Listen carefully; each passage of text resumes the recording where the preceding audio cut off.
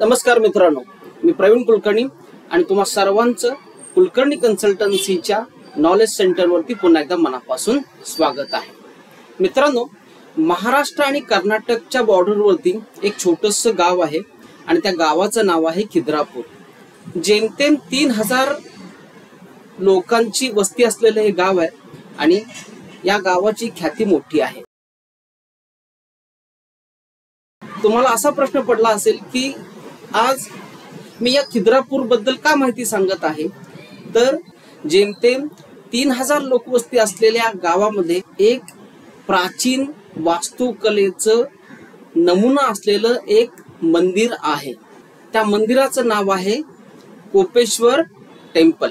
हे मंदिर म्हणजे वास्तुकलेचा एक अद्भुत नमुना आहे. आपला भारत हा साधू संतांचा देश म्हणून ओळखला जातो, त्याचप्रमाणे आपला देश हा मंदिरांचा देश म्हणून सुद्धा ओळखला जातो. तर अशा भारतामधल्या अनेक मंदिरांपैकी खिद्रापूरचं कोपेश्वर मंदिर हे सुद्धा एक अद्भुत आणि सुंदर असं मंदिर आहे. हे संपूर्ण मंदिर काळ्या दगडापासून कोरलेलं आहे.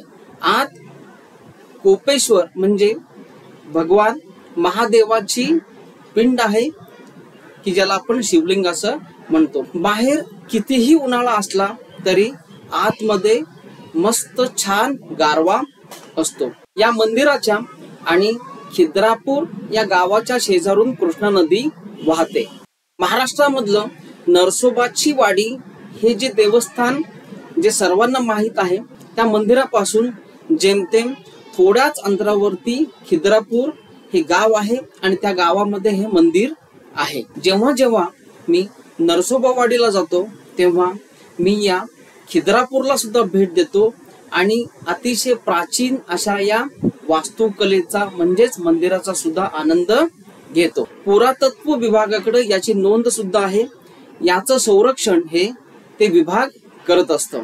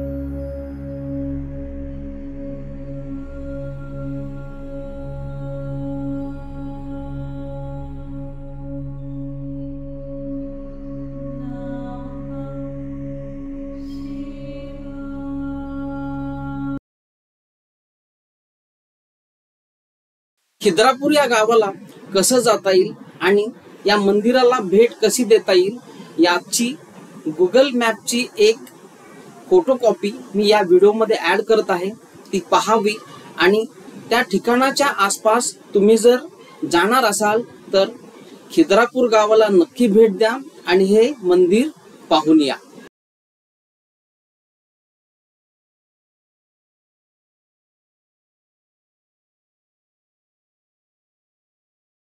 तुर्तास इथेच थांबतो। व्हिडिओ आवडल्यास लाईक करा, शेअर करा आणि चॅनल सबस्क्राईब करा। धन्यवाद।